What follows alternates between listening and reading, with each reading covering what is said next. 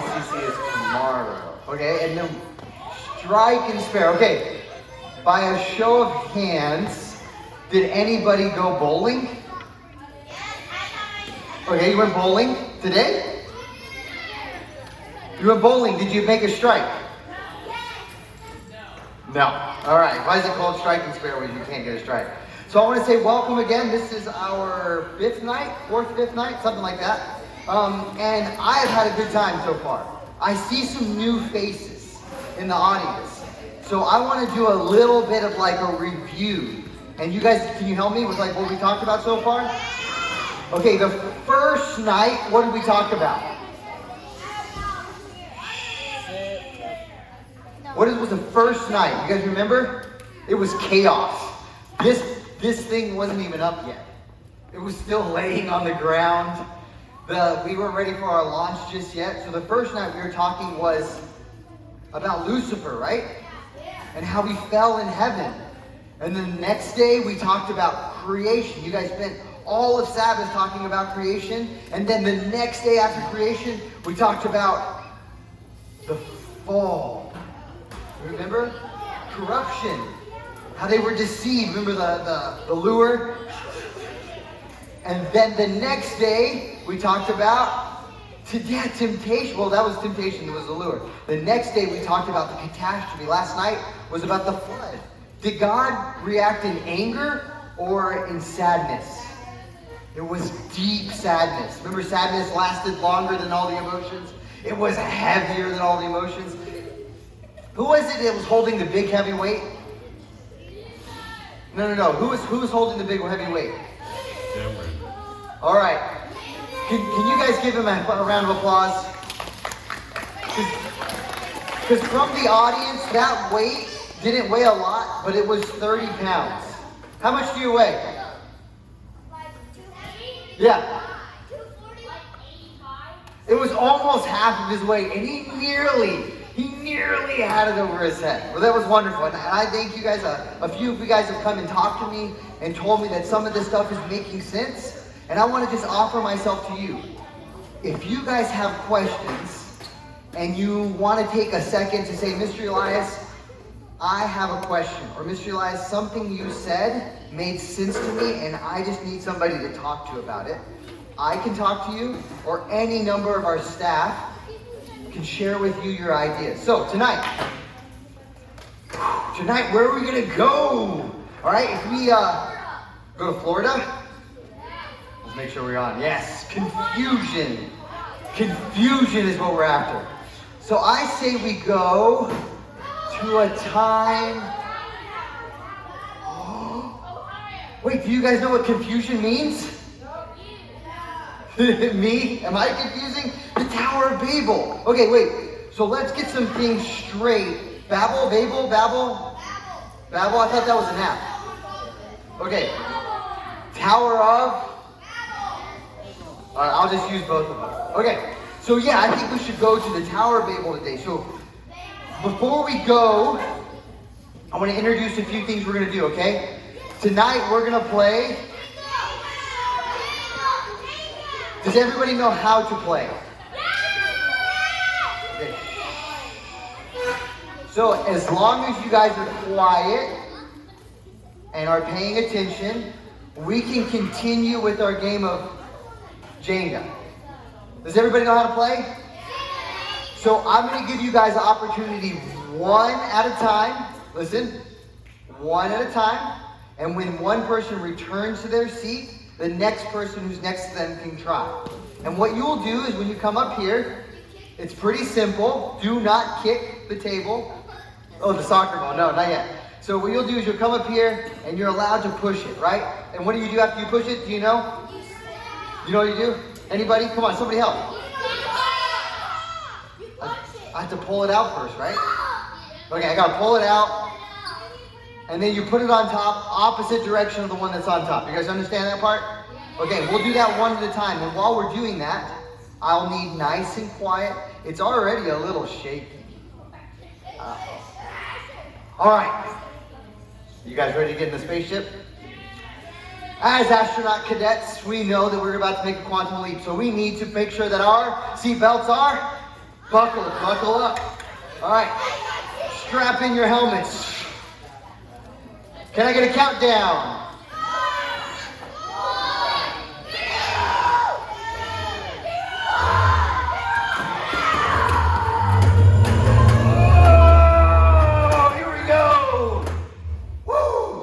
We're up in space. We have taken off. We are above planet Earth. So in order to travel in time, we have to go faster than what? The speed of light. That's pretty fast. That's where like the atoms in our skin start to separate. So make sure you guys' seatbelts are nice and tight. You guys ready? We're gonna make a quantum leap into back to the past. Not back to the future, back to the past. You guys ready? All right. Here we go. Strap up. Ready? Go. 1, 2, 3. Go! Whoa! Okay, we're here. Okay. Do you guys see Earth? Do you guys see it? You see Earth? Dude, the last time we saw Earth, it was covered in what? It was covered in water. But now look, there's land again. There's land again. It kind of looks like our Earth. But look, you guys see that thing? It's like, it's pointing out of the clouds. No way! You guys want to go closer? All right, let's do a maneuver.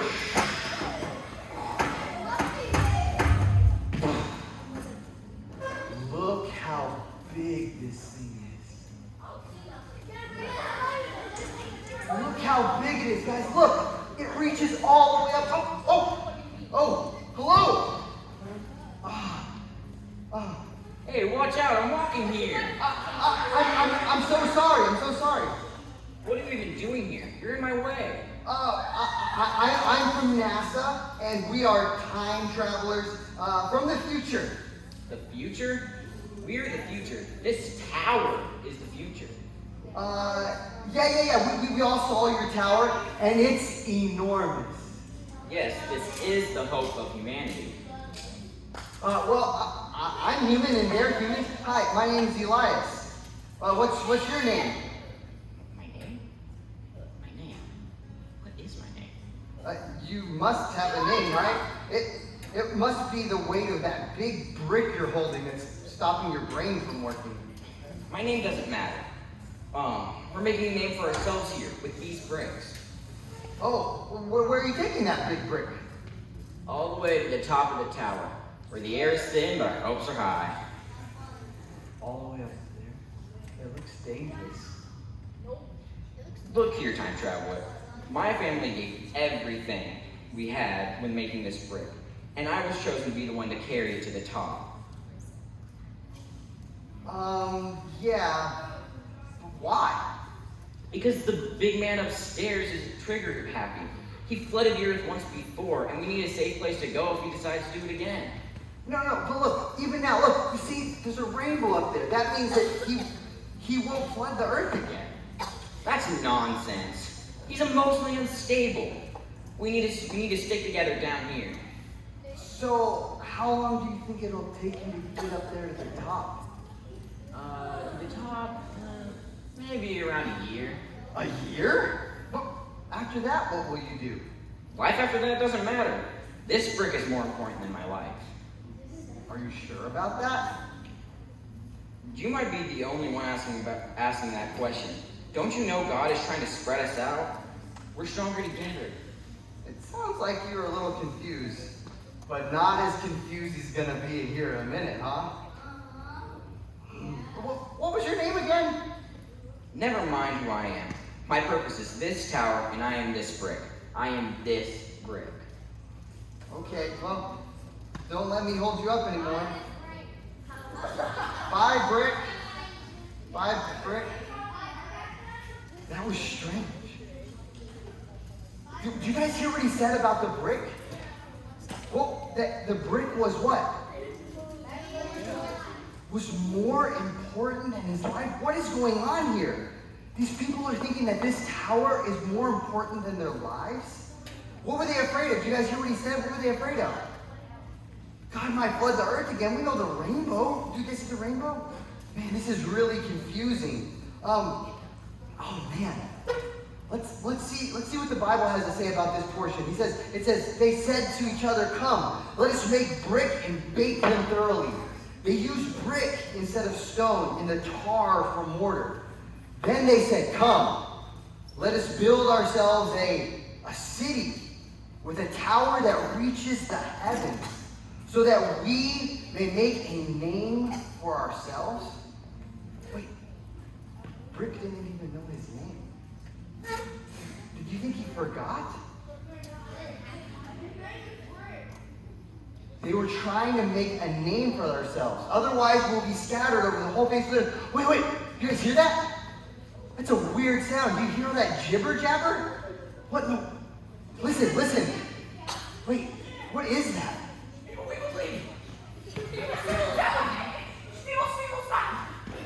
Hey, Brick, where are you going?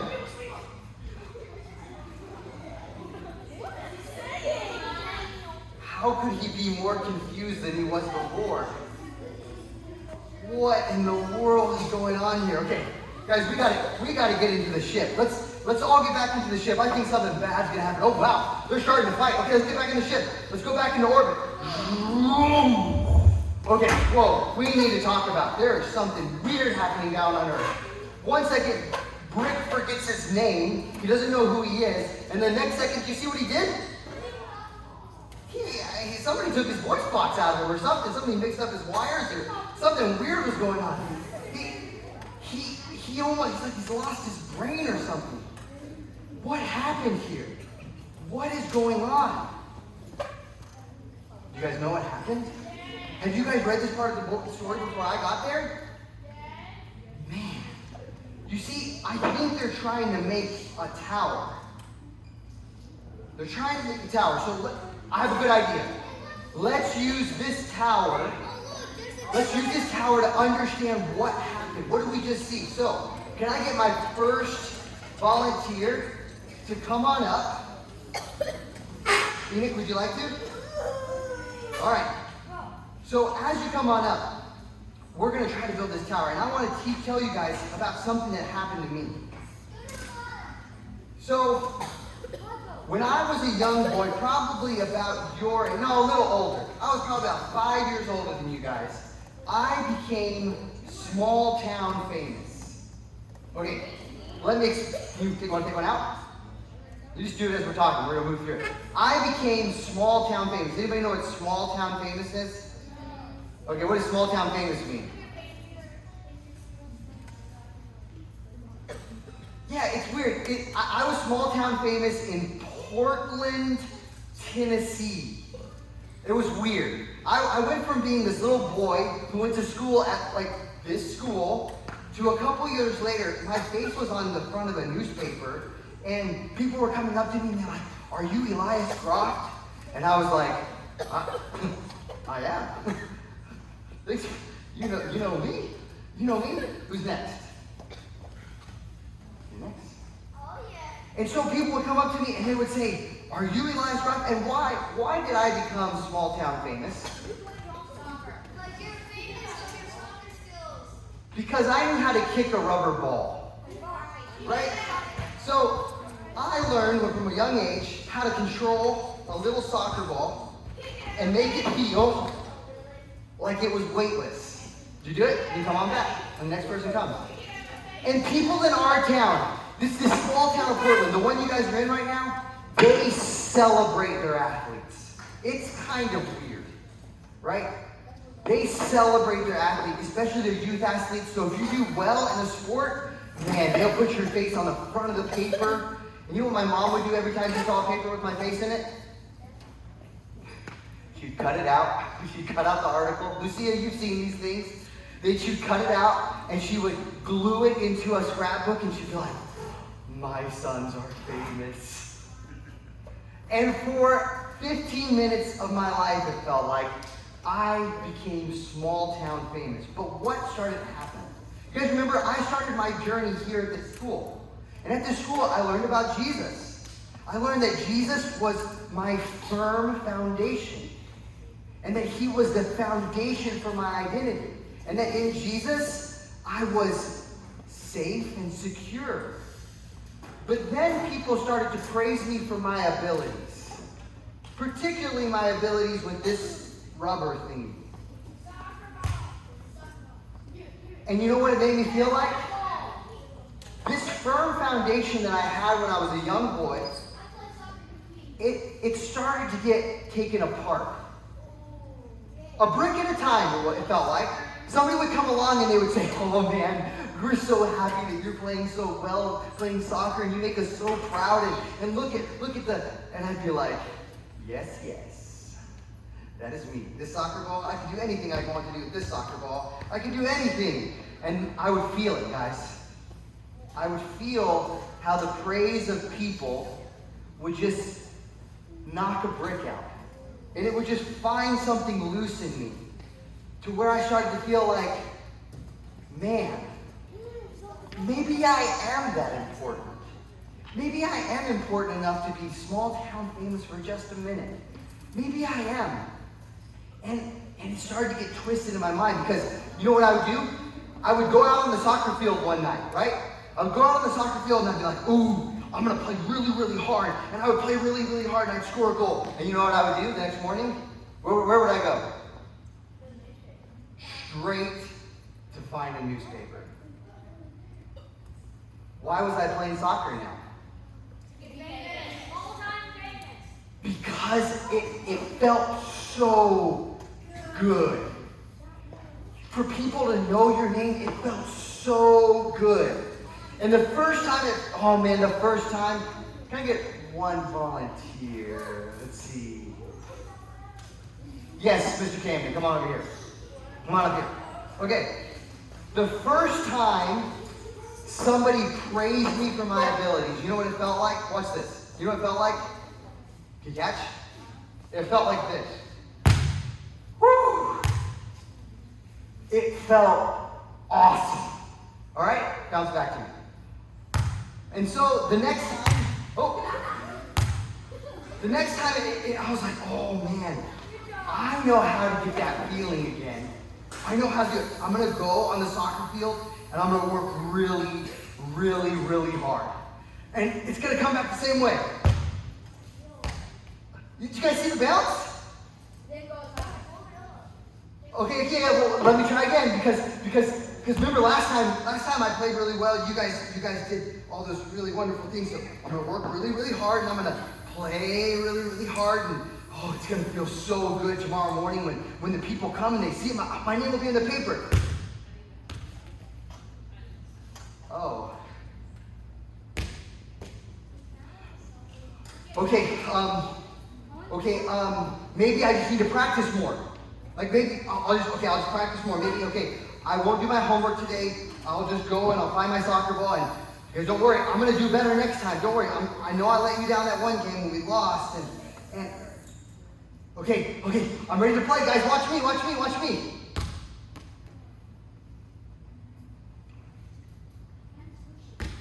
It kind of got squishy.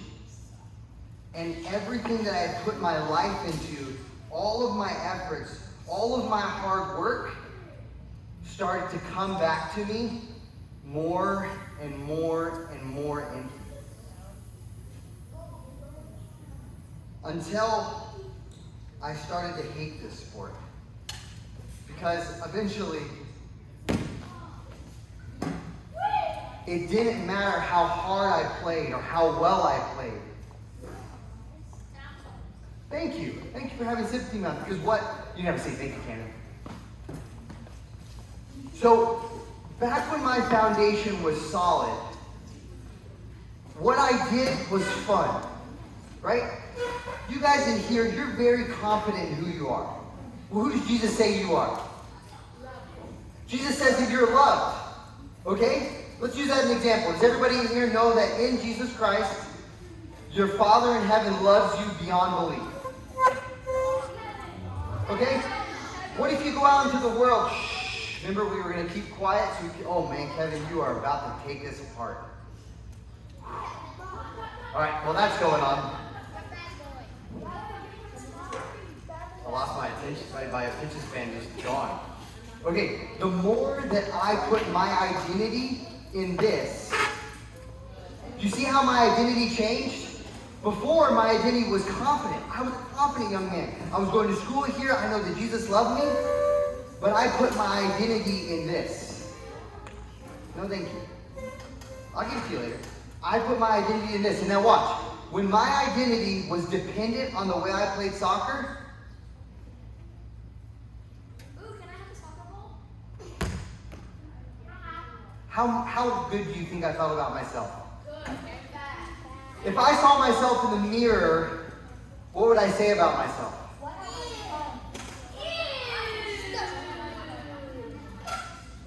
Would I feel so confident about God's love? No, I would only feel disgusted. I would feel disgusting. Because now my performance and the good things that used to affirm me and say that I'm a special guy, are not that way anymore. And guys, this is what's happening, right? This is what's happening with the Tower of Babel. They're trying to make a name for themselves. Me, being small town famous, yes. Let's go do that. I want everybody after. The people at the Tower of Babel were trying to make a name for themselves. When I was small town famous, I was trying to do what? Make a name for myself. I wanted to be important. I wanted to be loved. I wanted to be special. Oh, we're going to die over there. And the more I tried to get my identity from things that I did, right? The more I tried to get my identity from the things that I did, the more my identity just became like Swiss cheese. Super unstable. Super volatile. So I have a question for you guys. Was the Tower of Babel, let me bring this slide up. Was the Tower of Babel a threat to God's supremacy? Yes. So I'll say it again. Was the Tower of Babel a threat to God's supremacy? Were they building a tower so big that it would take God coming down? Have you guys ever played Jenga before? That it would take God coming down and just going, How was God going to intercede for these people at Babel? How was God going to do it? Wait, how did God stop the tower from being built? He gave them different languages. He gave them What other powers were at God's disposal? What could God have done? What do you think God could have done to the Tower of Babel?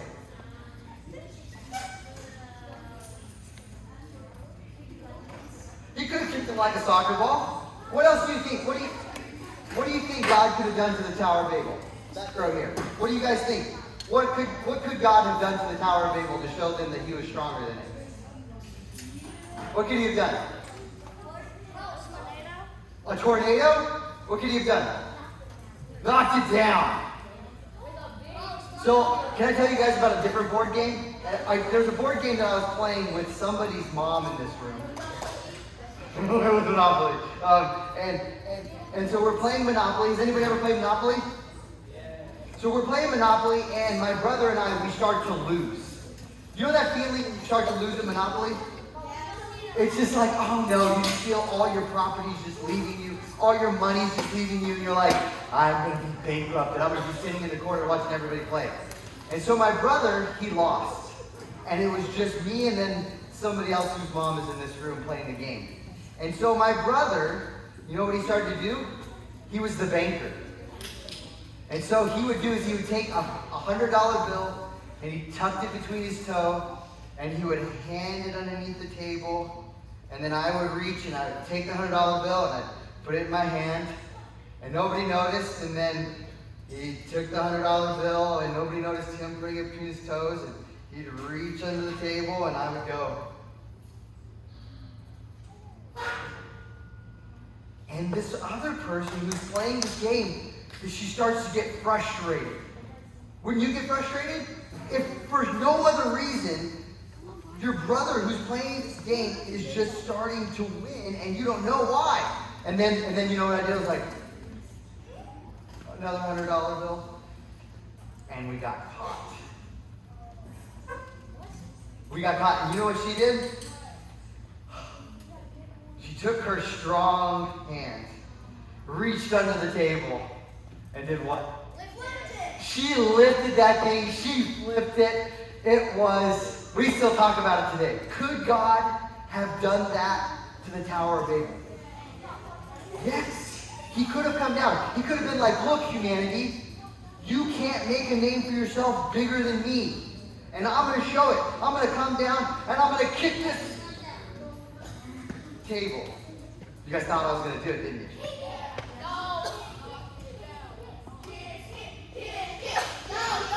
No, is that what God did? No. So what God did is he came and he just confused them. He just confused them. And they looked at each other like our friend Brick. And they started speaking all kind of gibberish to each other. And before they knew it, they couldn't do anything anymore. But why did God need to stop the tower from being built? So humanity was sitting on. What did Brick say about his life?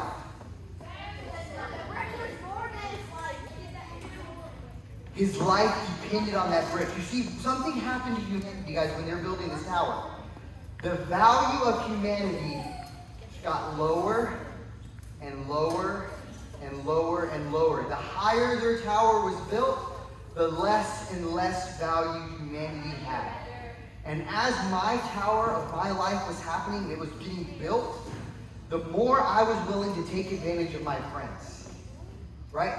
I would make fun of somebody, or I would push somebody out of the way in order to get ahead. I wanted my tower to be the biggest tower. Little did I know that my tower was a little bit at a time. And this is the confusion that God allows. God allows us to try to build our towers. So I want to ask you guys a question tonight, and I want you to start thinking about it.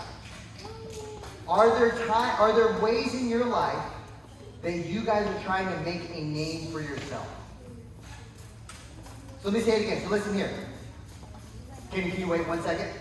No, you keep coming. I'm coming through. So listen. Are there ways in your life that you are trying to make a name for yourself? Where you're feeling like, man, God has given me this talent, and I really want to be important. I want to show to all my friends that I am valuable. I want to build my tower. And God, even though you don't want me to do this, I'm just going to go do it anyways because I just want to be important. How you doing, Camden? You guys notice that the taller the tower gets, the more and more nervous we get about it falling? The higher, the less bricks that are down here, the more nerve-wracking it is that, oh no, can I? Right? We're all like, but can he? Can he build it? Maybe he can build it. Maybe he can do it.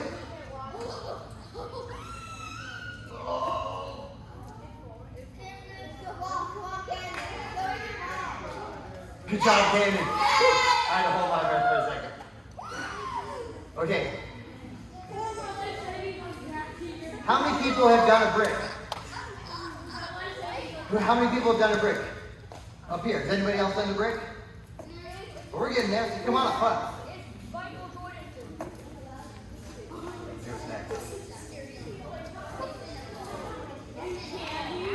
And we're getting really confused by this tower.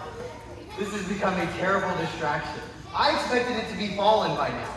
Like, when I thought about what I was going to talk to you guys about tonight, I was like, definitely by the time we got to confusion, this thing would have fallen. No. But you guys are pretty good. Can we put a pause on this? No. Please? Okay, you'll be the first one to come back up when it starts, when we're doing it again. All right, come back to your seat. We are going to kick it. Yeah, we're going to kick it. By the time it's over. Okay.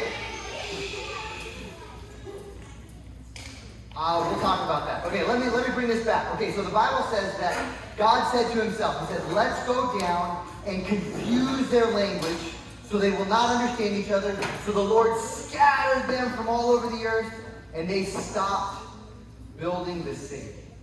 And the confusion that came into my life was, I have to build. In order to be something, I have to build something. In order to be loved, I have to be important. And I started taking advantage of all these other people. So let me tell you guys a little story, and then we'll get into it. We're going to break off into our groups. Got oxygen? So something happened. So one time, I was in Colorado. Has anybody ever been to Colorado? You been to Colorado? Has anybody ever climbed a mountain in Colorado? Okay, so when you climb mountains and you go above 10,000 feet, something disappears. Trees. Trees. If you go into Colorado and you look at these mountains, there's something called the tree line. Right? Above this line, around 10,000 feet, there's no trees. Because there's less oxygen. So we went for a hike up a mountain called Pikes Peak. Anybody ever heard of Pikes Peak? Yeah, Pikes Peak. There's a road going up it, and thank goodness for this road, because let me tell you why. So we start going up it. This is the first 14er we've ever climbed up. The first 14er. And I'm like, man, I am going to climb that mountain. And every one of us, we were so excited. We were going to climb a 14er. You guys ever, this is what they call them. They call them 14ers. Mountains, mountains that are taller than 14,000 feet.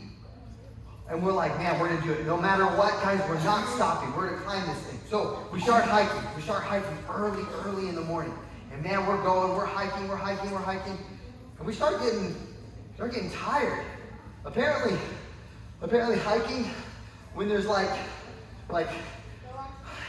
less oxygen, it gets kind of hard. And you start, like, okay guys, let's take a break. And you start, okay, let's keep hiking. And you keep on hiking, and before you know it, you start to get a little lightheaded and a little dizzy. But you're like, okay, oh guys, we're above tree line now. We can make it to the top. And then, so we started going up to the top, and one of my friends, he stepped on a rock wrong, and he rolled his ankle. And we stopped for a minute, and he's like, no, it's okay. I'll keep going.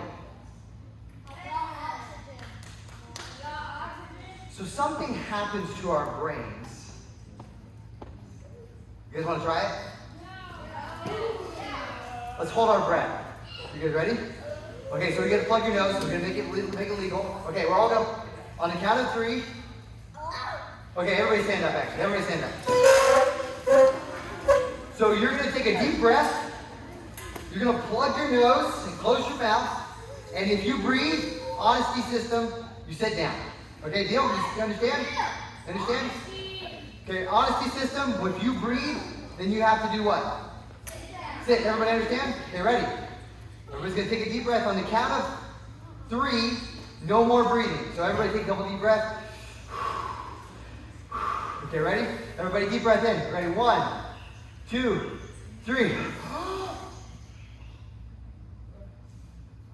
If you just breath, you have to sit down. Sit down if you breathe.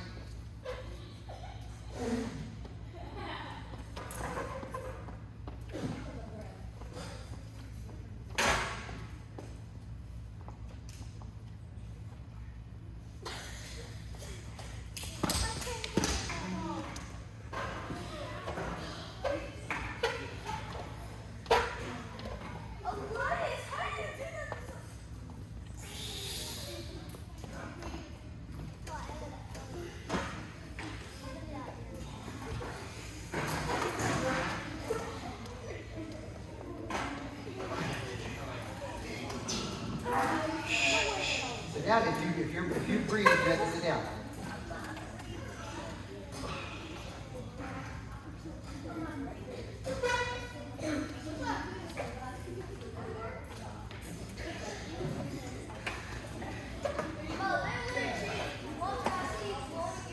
You didn't point nose.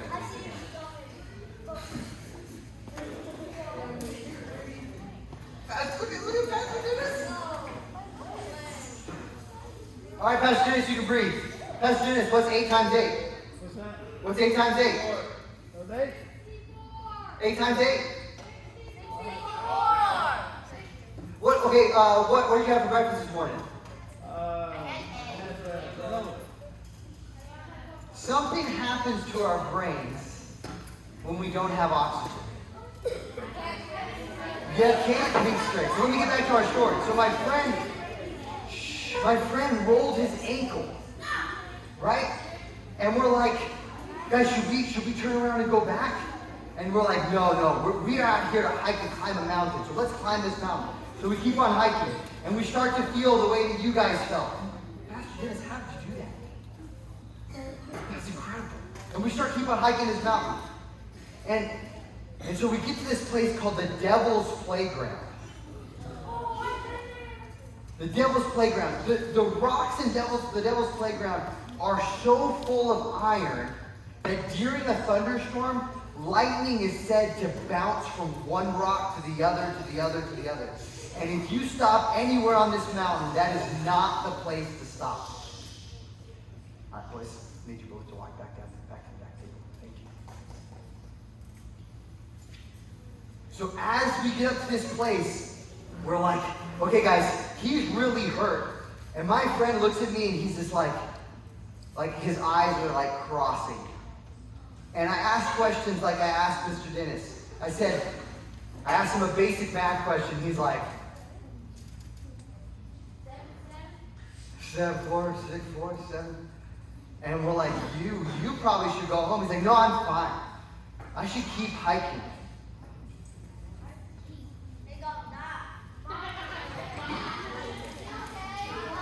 You want me to tell you in the story?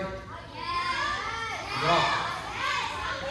And so we looked around at each other. We looked around and we're like, should we let him keep hiking? And you know what we said? Let's let him keep hiking.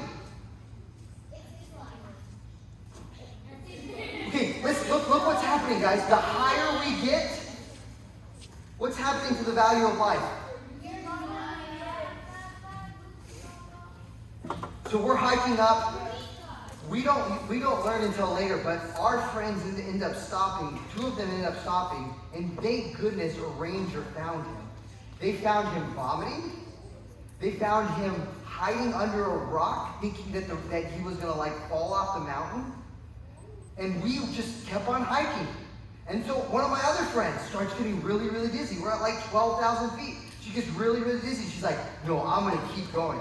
She's like holding her rib cage because she's got a cramp on her side, and she's like hiking up the mountain.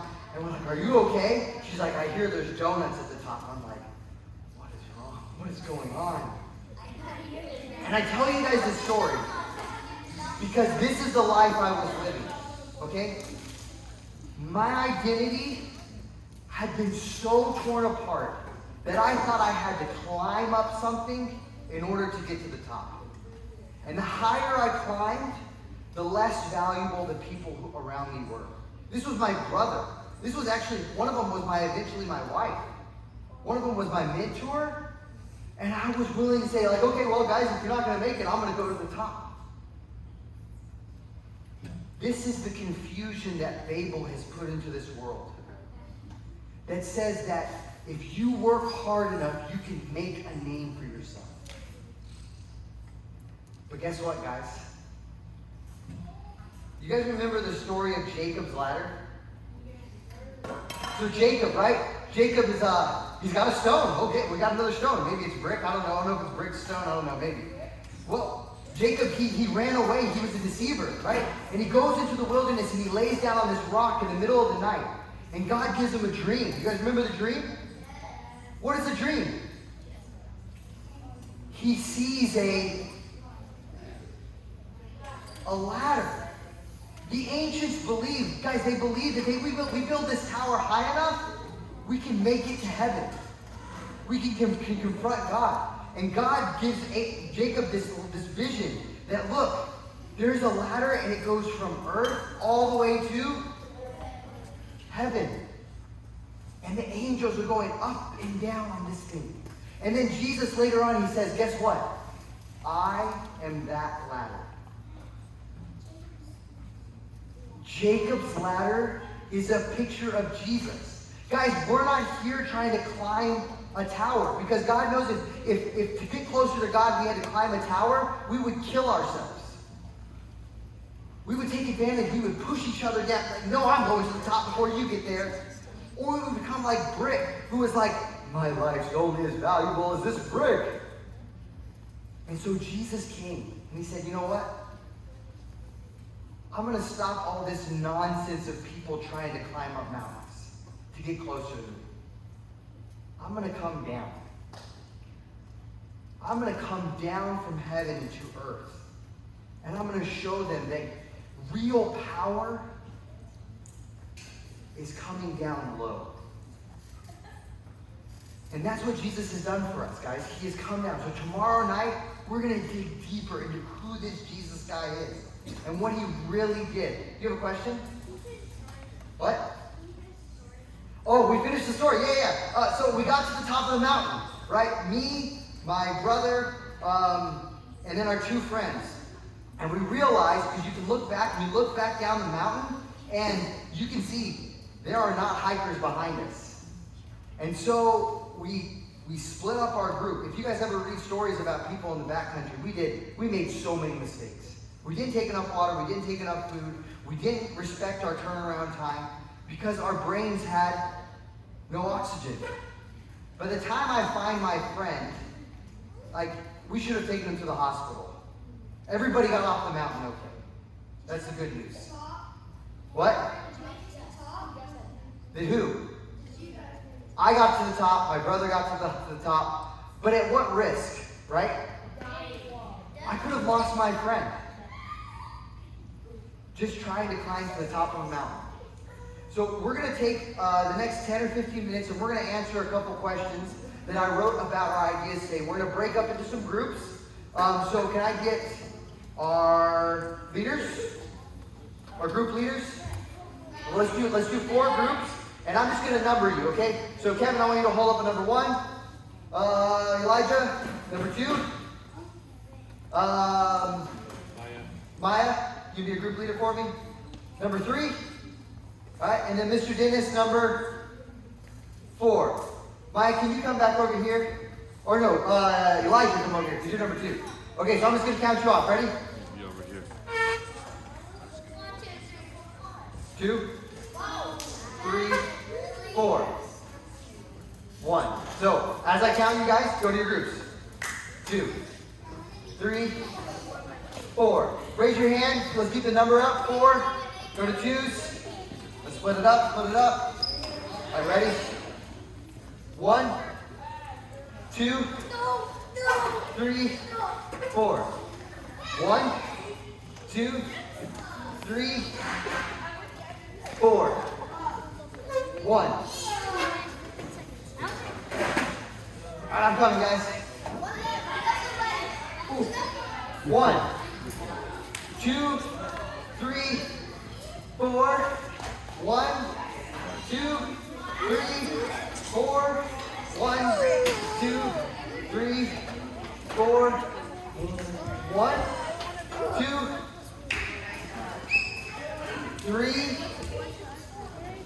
3, 4, 1, 2. All right, guys, there's going to be a question up on the board.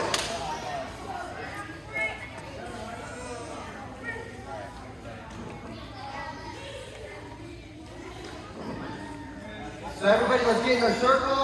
Once you find your group, make a little circle.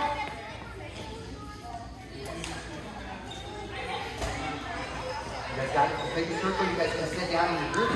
Thank you very much. All right, let's make a circle around Mr. Elijah, and then sit down. Make a circle and sit down. Make a circle, sit down. Hey, Kevin, you want to get him to sit down for me? Okay, so the question you're going to answer. So here you go, group leaders. Group leaders. In what way have you been trying to make a name for yourself? So let's be honest with each other. In what way have we been trying to make a name for ourselves?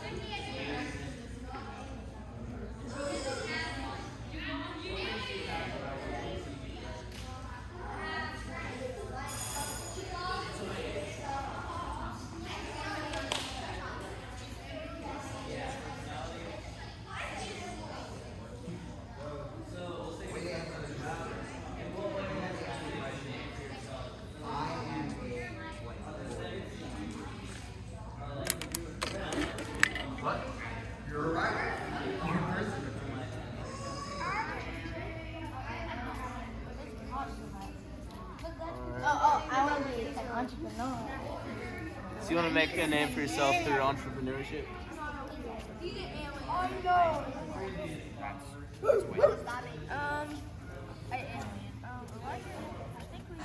Lulu, your mom is here. What you need?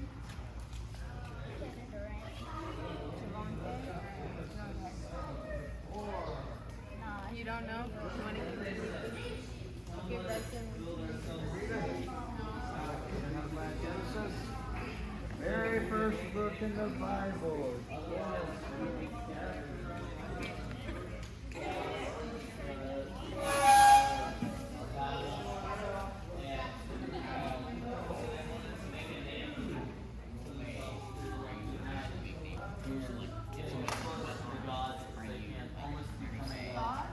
Yeah. They believe that the higher they got to the heavens, like the higher they, like. Gods though. Yeah. I believe that God. No, they were pagans. Yeah. They were building a temple to the gods that went all the way to the sky because they thought they could communicate better. Anyway, Genesis 12:2. And then this is a promise that God made to Abraham. I will make you into a great nation. I will bless you. I will make your name great, and I will be a blessing. So basically, yeah. So instead of what God promised Abraham was the exact same thing that the people at the Tower of Babel were trying to do on their own. And when you're trying to build yourself up, it never works out, as we saw in the story. But when you choose to trust in God, Hey, Brett. Okay, so our second question to talk about tonight, guys. Our second question says, do you find yourself running past healthy boundaries to prove yourself to others? Do you find yourself running past healthy boundaries to prove yourself to others?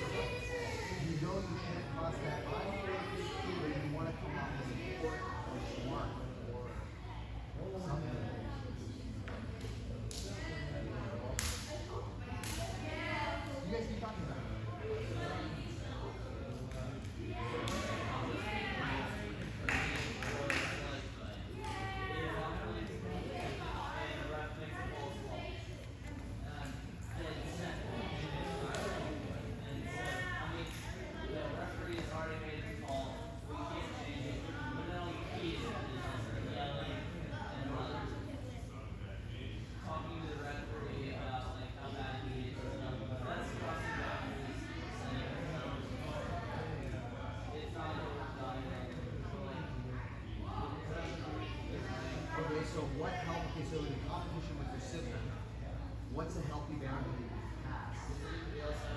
Prove yourself stronger, faster.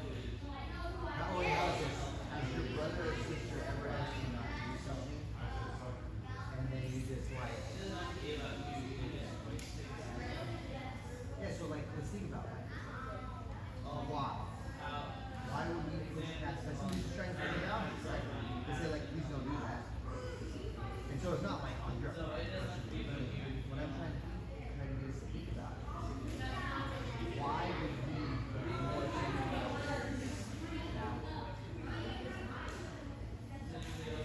We try to prove ourselves in some way to ourselves, or maybe to somebody else, right? So have you ever pushed past somebody else's boundary? How did it turn out? How did your relationship start? He's got a love, right? And then that's what we bank on, is that like this deeper love. But we can start to see why we push past boundaries, and we can see how to respect it. Right? How we can say, yeah, I would rather you not push past. Treat you with respect and love. The last scripture we're going to look up today is Ephesians 1. Ephesians chapter 1. All right, so the last question we'll talk about tonight is going to be found in Ephesians chapter 1. Ephesians chapter 1, this way. What does God call you?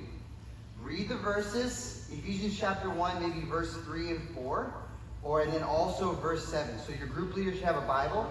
Ephesians chapter 1, verse 3 and 4, and then verse 7 and 8. And what does God call you? What does God call you? It's kind of like hide and seek. Can you find what God calls you?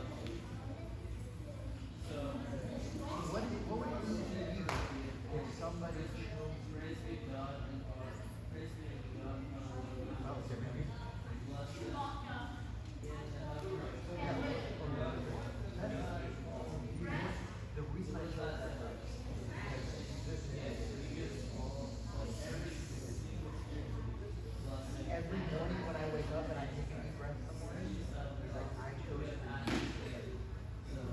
I chose to be here. And that's what we all might have to say back, right? I just have to say, sometimes I don't feel worthy. Sometimes I feel bad.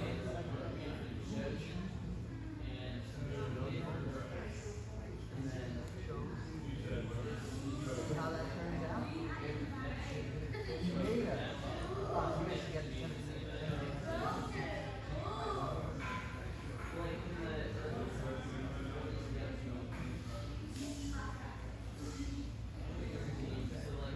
All right, guys, we have one more minute, and we'll close up with our groups, and we'll head back to our seats, okay? So one more minute.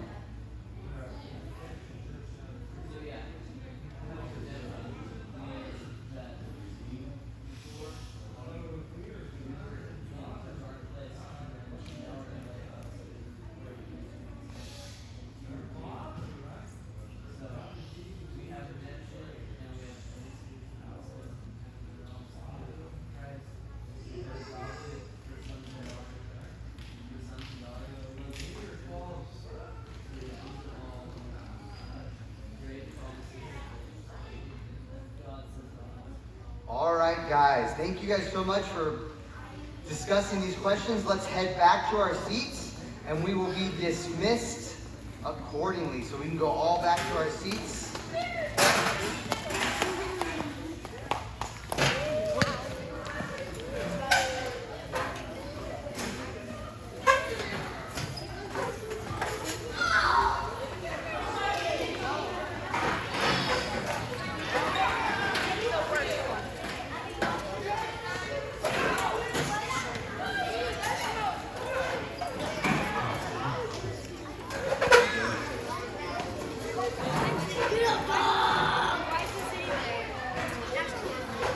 Okay.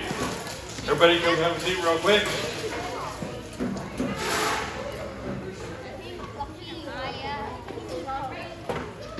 When they walked the ball field, they found that even though it's been sunny, there's still like 4 inches of water standing on one part of it. And it's still not a safe place to be playing dare base, unfortunately.